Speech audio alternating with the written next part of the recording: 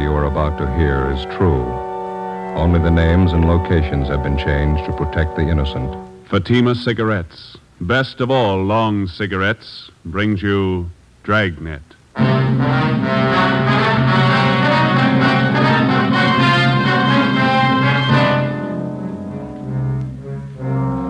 You're a detective sergeant. You're assigned to homicide detail. You answer an early morning call. A police officer on patrol duty disappears.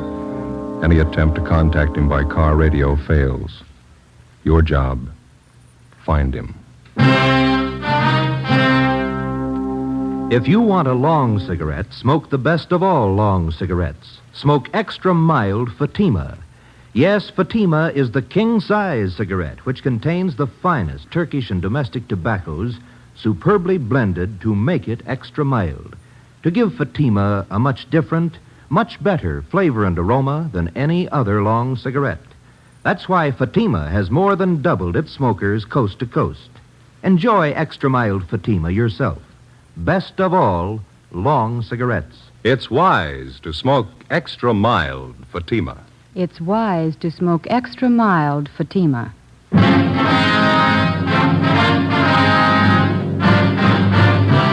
Dragnet, the documented drama of an actual crime. For the next 30 minutes, in cooperation with the Los Angeles Police Department, you will travel step by step on the side of the law through an actual case from official police files. From beginning to end, from crime to punishment, Dragnet is the story of your police force in action. It was Monday, June 4th. It was sultry in Los Angeles. We were working the early morning watch out of homicide. My partner's Ben Romero. The boss is Chief of Detectives Thad Brown. My name's Friday. It was 6:45 a.m. when we got to the Imperial Highway. San Pedro cutoff. Hi. Friday and Romero? Yeah, that's right. Pete Sutton, Sheriff's Department.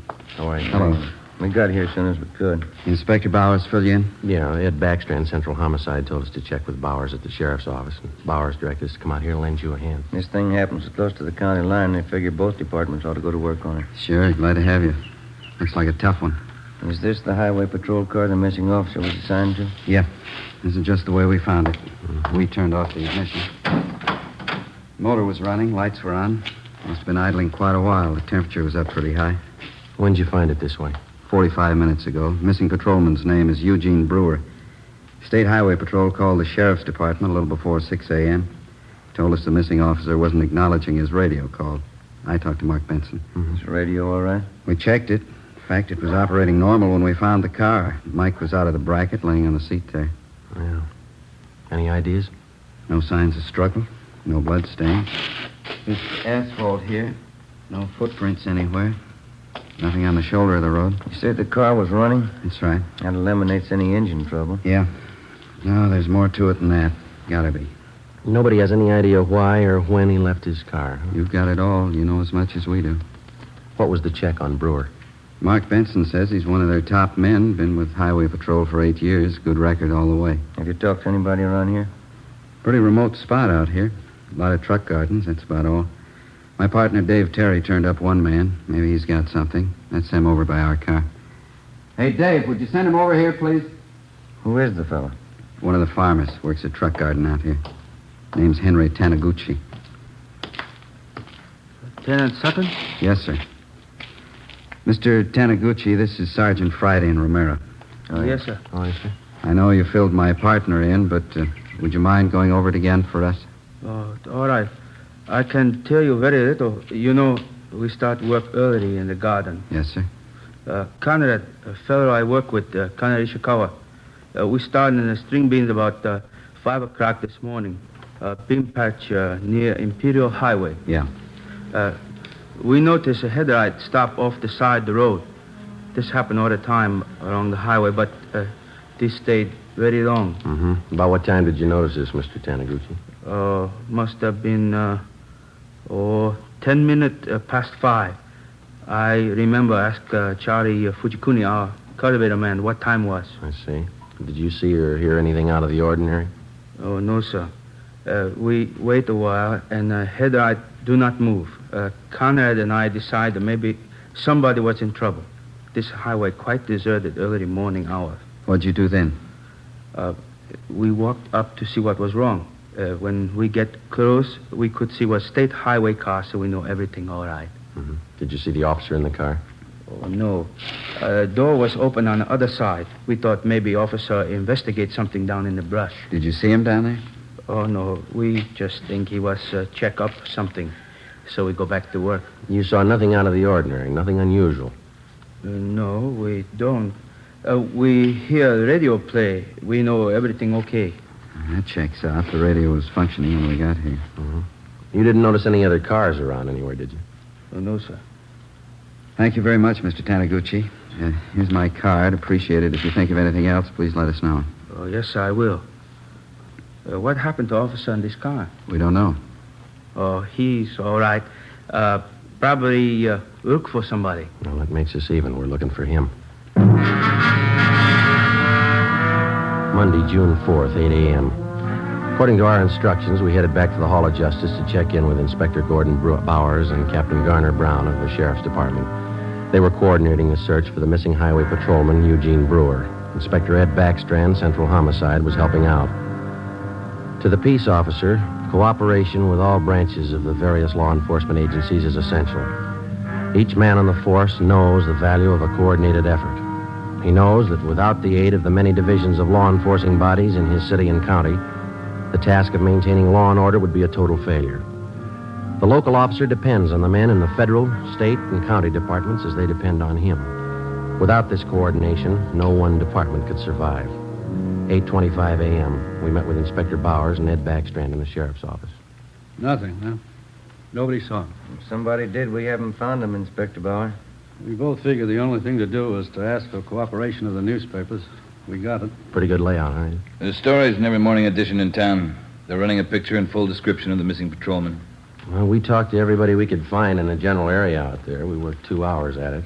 The spot where the patrol car was found is pretty remote. A couple of gas stations, some vegetable gardens. We told you about the Taniguchi fella. Checked all his friends that worked with him. They couldn't add anything. Maybe the newspapers will turn up something. I sent a special detail out there to fan out and search the entire area, 5 square miles. Yeah, it'll take time. There's nothing else we can do. No, there's nothing more we can do. There's nothing anybody can do until we can show them the patrol cars how to carry 2 men. Nobody seems to be able to do anything about it. Yeah, maybe they will now. Sending one officer out in a patrol car is like trying to run a trolley line with 1 man. How many cases can you remember in our department? Ed Dudman pulled the car over in Dogtown at 3 o'clock one morning. I remember. Driver turned out to be a guy with a record. Dudman couldn't know that. While he was making out the traffic ticket, the guy shot him down in the street. Dudman died before he could get help.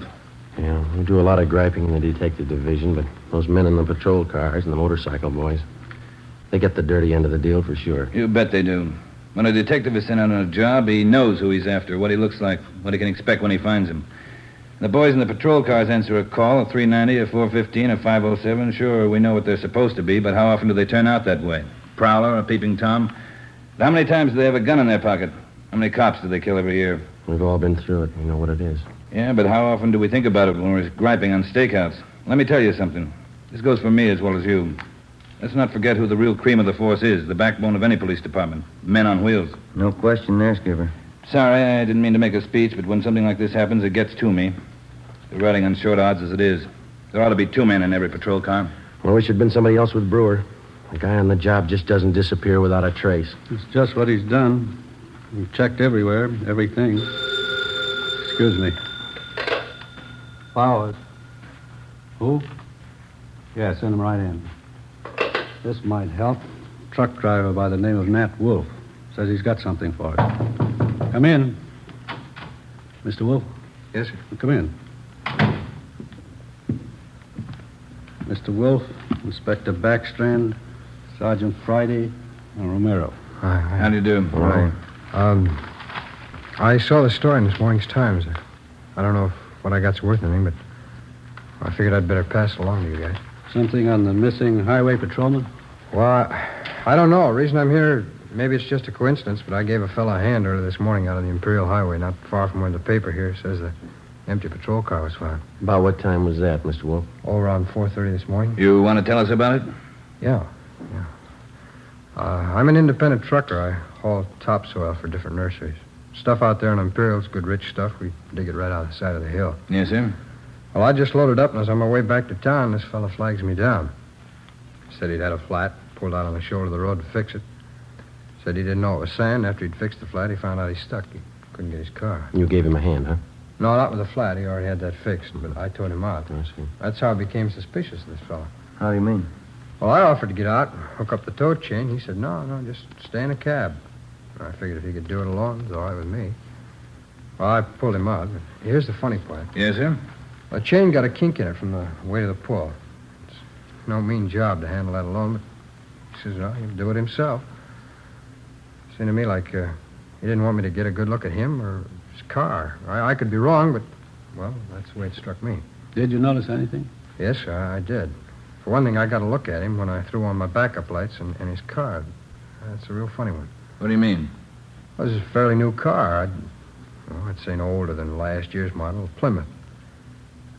Well, at the risk of sounding completely nuts, I'm going to tell you that car looked like it had just been painted. There's nothing wrong in that, is there? Well, there is if you're off on the side of the road that time of the morning throwing cheap black paint all over a fairly new car. If he's using a spray gun, I could understand part of it. What's that? It was his license plate. The front one. It was all painted over. You couldn't read any of the numbers. Mm-hmm. What led you to believe he just finished painting his car? Oh, his hands and arms, and it was all over his clothes. Oh, I see. It's that kind of paint you put on the rag, you know. Oh, yeah. Well, I don't know. Was it worth bothering you guys about? You bet it was, Mr. Wolf. I can't tell you just what it means now. Maybe it doesn't mean anything, but certainly it's out of the ordinary and worth reporting to the police. Well, I hope so.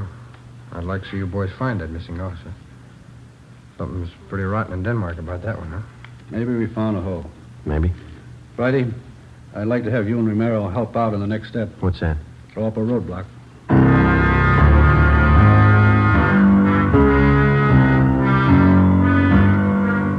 10:30 a.m. Before we left the sheriff's office, the truck driver, Nat Wolf, gave Inspector Bowers a description of the man in the Plymouth sedan. Together with Lieutenant Pete Sutton and Dave Terry, we drove to the Imperial Highway. Nat Wolf showed us the spot beside the road where he towed the man. The area was checked, and sample scrapings of the black paint were taken. There was no chance of taking a tire impression because of the loose sand in the area.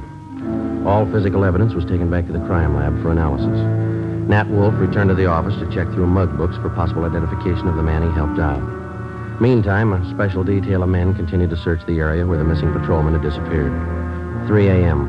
According to instructions, a roadblock was established at the spot where the abandoned patrol car had been found. Imperial Highway, San Pedro cutoff. KGPL Los Angeles. You know, 118 Sixth and Spring, 118 Sixth.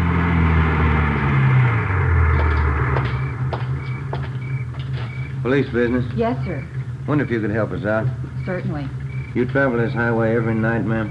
Yes, I do. I'm in the vegetable business. Did you come this way last night about this time? I run pretty much on schedule. Yes, I did. Did you notice anything unusual along the highway? I bet I know what this is about. That missing highway patrolman. Yes, ma'am. We're stopping everybody to see if they can give us any information that might help us out. Well, I wish I could, but I didn't see a thing. That poor fella. Do you think you'll find him? We're trying awful hard. Sorry, I can't help you. Can I go now? Yes, ma'am. Thank you. How'd you do? Nothing. What time you got, Joe? Almost 4. Got a little more hot coffee in that jug. You want some? That's fine with me, yeah. Mm-hmm.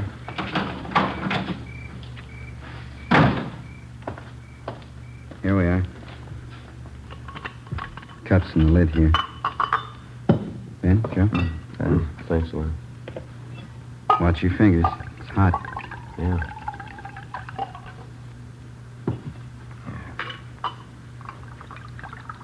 It's good. I'll take this one. I want to put my coffee on the fender here. Don't knock it off, huh? How was it? Thank you. Hey, wait a minute. Wait a minute, fella. Can you see my light? I haven't even got a cigarette. I mean my flashlight. I got a cigarette lighter if that'll do you any good. You've been drinking, haven't you? Yes, I have. I never get drunk, but I've had a little drink. I'm sorry, but I'm going to have to ask you to pull over to the side of the road. Okay. What happened to my car? It's broke. You better let me do it, huh? You want to slide over a little bit there? I never pick up hitchhikers. No, I'm just going to move your car off the side of the highway there. Any trouble, Joe? No. 502. We'll have to hold him a while. We'll tell your friend to get in, too. It's a sedan. We're not going far.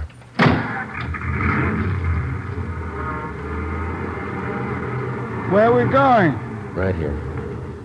Is this the road to Pismo Beach? No, sir, not this one.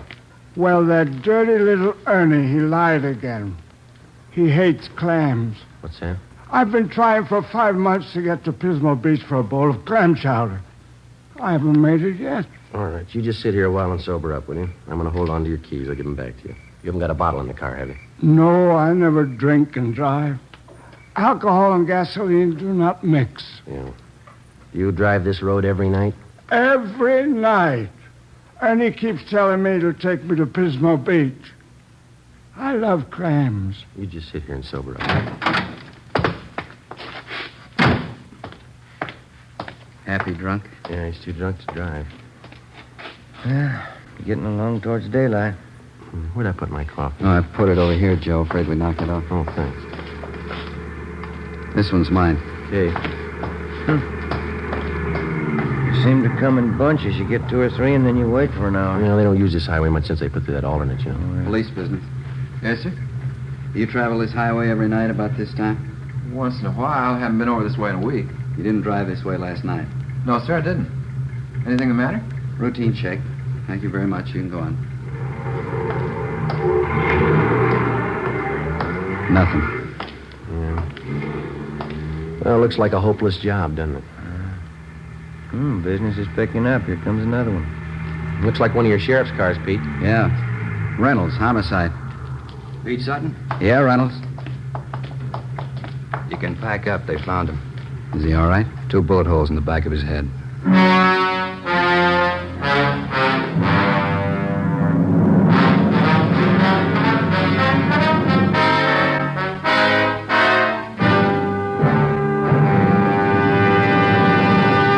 You are listening to Dragnet, the case history of a police investigation presented in the public interest by Fatima Cigarettes. If you smoke a long cigarette, it will be in your interest to listen to a typical case history of a Fatima smoker. It's the case of Northwest Airlines stewardess Jean Madsen. You'll see her picture in leading magazines this week. Now, her actual signed statement. There's one thing I really look forward to after a long flight, a good, mild smoke. That's why I prefer king-size Fatima. It's milder than any other long cigarette I've tried. Yes, I agree. It's wise to smoke extra mild Fatima. And so do more and more smokers every day. Actual figures show extra mild Fatima has more than doubled its smokers coast to coast. So enjoy extra mild Fatima yourself. The king-size cigarette, which contains the finest Turkish and domestic tobaccos, superbly blended to make it extra mild. You will prefer Fatima's much different, much better flavor and aroma. You will agree. It's wise to smoke extra mild Fatima. It's wise to smoke extra mild Fatima. Best of all, long cigarettes. 5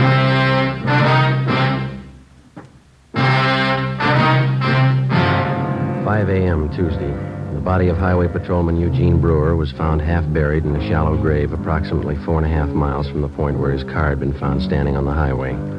The scene was roped off, photographed, measurements were taken, and the area carefully gone over for any physical evidence. A few scattered residents were again checked and asked if they'd heard gunshots. Since the nearest dwelling to the place where the body was found was 2 miles, there was a possibility that they could have not heard the shots. No one could give us any further information. The coroner's autopsy showed that Patrolman Brewer had been shot 3 times in the chest, 1 bullet directly entering his heart. He'd also been shot twice through the base of the skull. 1 p.m. Wednesday. I get it. Homicide, Friday. Pete Sutton, Joe. Yeah. Just had a call from our Hollywood substation. Woman reported her car stolen on Sunday night. Thought the guy was going to bring it back. That's why she didn't report it sooner. What about it, Pete? It's a Plymouth sedan, last year's model. Same type the truck driver told us about. Sounds good. We already have a broadcast out on it. We're putting out an APB now. You want to check and see if they got it on tonight's hot sheet? Right. Anything on the guy who stole the car? Boyfriend of the woman who owned it. He left her in a restaurant and got away with her car. You remember the description of the guy the truck driver helped out Monday morning? Mm-hmm. The guy that stole this woman's car, it's the same. Yeah. Still doesn't prove he had anything to do with it. Doesn't prove he didn't. Together with Pete Sutton and Dave Terry from the sheriff's office, we drove out and interviewed the woman whose car had been stolen. She told us that the man who had taken her car had also been seen in the company of one of her girlfriends, a Miss Helen Farrell, who worked as a cashier at a Hollywood theater. The Farrell girl identified the man as Mike Lupino, and she gave us a snapshot of him. She also gave us his last known address. We had no actual tie-in between the theft of the woman's car and the murder of Patrolman Eugene Brewer, but the circumstantial evidence made it at least worth checking out. The only car known to have been in the vicinity the morning of the murder was the car the truck driver, Nat Wolf, had reported. The same make and model car had been stolen the night before the killing. The general descriptions of the man from two different people tallied closely. We figured before we'd pass this lead by, we'd check it out all the way. 4 p.m. Wednesday. We met with Inspector Bowers at the sheriff's office. We checked this Lupino's apartment, found a shirt and a pair of pants, black paint on both of them. I sent for that truck driver, Nat Wolf, to identify this picture here. You find anything else in the apartment? Well, this address book, there's no local places in it. They're all Las Vegas, Nevada addresses. That's it, huh? Yeah. What'd you get from the record bureau on the guy? The I Bureau pulled the package on him. That is Mama sheet. Thank you. Mike Lupino. Spent some time at San Quentin. Armed robbery, grand theft auto, assault. Pretty good record. We're still not positive he had anything to do with the Brewer killing, but he's had the training for it. Yeah? Send him right in. Nat Wolf. Mm-hmm. Come in, Mr. Wolf. Thanks. A dirty shame about that boy. I read about it in the papers. Yeah. Got a photograph we'd like you to look at, Mr. Wolf. You bet. Yeah, that's the man. You're sure? Sure. No mistake. Hey, why do you suppose he was painting that car at 4 o'clock in the morning? Maybe that's what that patrolman wanted to know.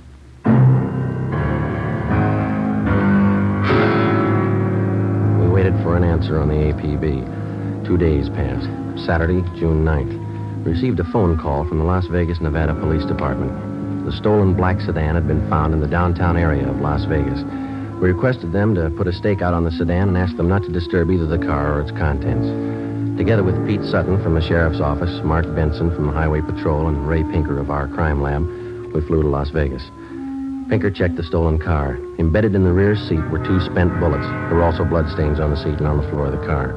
Pinker flew back to Los Angeles, where the evidence was analyzed. The bullets found in the car were fired from the same gun as the bullets found in the body of the dead patrolman. Fingerprints lifted from the stolen car matched those of Mike Lupino. Saturday afternoon, we checked in with Chief Harry Miller, Las Vegas Police Department. This is all you've got on him, huh, Chief? That's most of it, yeah. Since we staked out that black sedan, I've had the town covered for Lupino. No one saw him abandon that car, huh? No one we know of, no. Had good cooperation from the newspapers. Story's been on page 1 since the thing broke. Anything come of those names we got from Lupino's address book, the ones we phoned to you? Let's see, I got the list right here. Yeah, here we are. These are the ones my men have checked out already. George Connolly, nothing there. Harry Carlson, he and his wife have been checked out, nothing there. William Spencer, nothing at his place. We've got them all staked out. That leaves 2 to go, huh? That's right. We're checking the last 2 now. Nothing from the railroad stations, the airlines? They've been covered ever since we got your phone call. Yeah, I could be wrong, but I think your man's still here in town. Any reports on him? A couple of wild ones, nothing definite. Checked him out. Had one this morning from a dealer at one of the clubs downtown. About 10:30 this morning, he saw Lupino playing the 2-bit slot machine. We showed him his mugshot. He swears it's the guy. Well, all we can do now is sweat it out, huh? My men have covered everything. I don't know what else we can do. Yeah. Excuse me. Sure. Chief Miller. Yeah? You sure it's him? No, don't try to handle it alone. Keep the place covered the best you can. We'll be right out. They found him. 2 Las Vegas detectives named Billings and Vance answered a phone tip from a grocerman in the east end of town. He said a man had been buying groceries from him for the past 2 days and lived in the apartment house above the store. The 2 detectives showed the grocerman Lupino's mugshot. He gave a positive identification. They then checked with the apartment house manager. After looking at the mugshot, he identified Lupino as the tenant in apartment 10B. Detectives Billings and Vance staked out the place until our arrival with enough men to cover the area.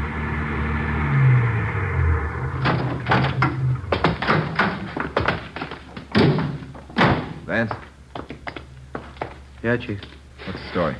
Well, he's in there. Hasn't been out all day. Apartment 10B. We'll take the front, Chief. Manager thinks Lupino has a gun. Maid was cleaning the apartment, found some loose slugs in the dresser drawer. You still want it, Friday? Oh, it's our headache. Joe and I'll go in, Chief. Right. Vance gets the men up on the roof to cover. We've already fanned them out around the building. I don't know what they tell you in L.A. on one of these things, but here we tell them to be careful. Right, Chief. Joe? Let's go.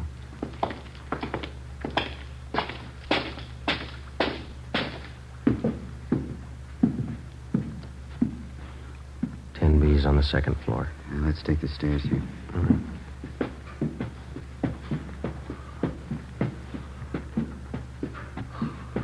It's a long way up, isn't it? Yeah.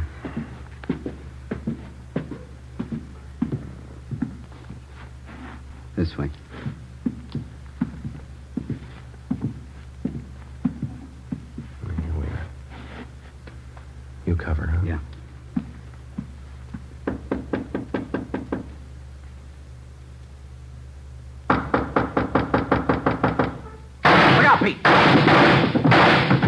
Shot right through the door. Yeah, he's got 2 left.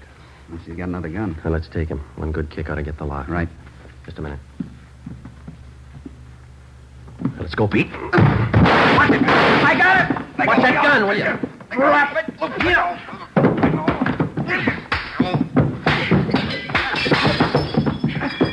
Let it alone, Lupino. I got it. All right, come on, get up. You all right, Pete? Okay. I get the cuffs. What's the big idea? You tell us. You killed that patrolman. He got tough. You didn't have to kill him. Spotted the stolen car. What else could I do? Come on, you. He had as much chance as I did. That figures. Yeah. 2 bullet holes in the back of his head.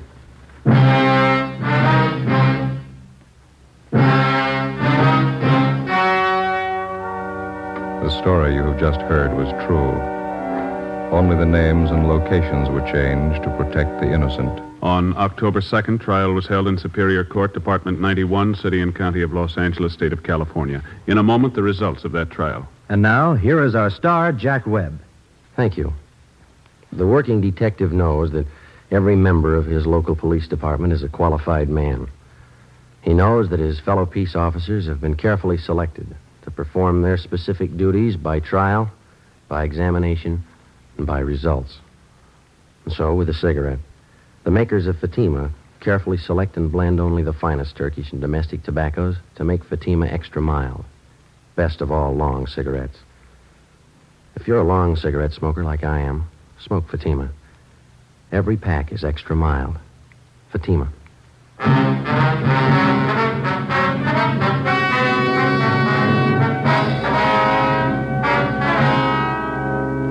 Michael Everett Lupino was tried and convicted of murder in the first degree. The jury failed to recommend the death penalty. Lupino is now serving his life term in the state penitentiary. Ladies and gentlemen, the Los Angeles Police Department requests the cooperation of all Dragnet listeners in the following police matter. The Los Angeles Police Department would like every and any information regarding a gun fitting the following description. .38 caliber special Smith & Wesson revolver, gold seal model. The gun has a blue steel 4-inch barrel. The serial number is 210088. 210088. If you have any information as to the past or present whereabouts of this gun, contact W.H. Parker, Chief of Police, Los Angeles, California. This is a very important matter. All information furnished will be held in strictest confidence. Thank you.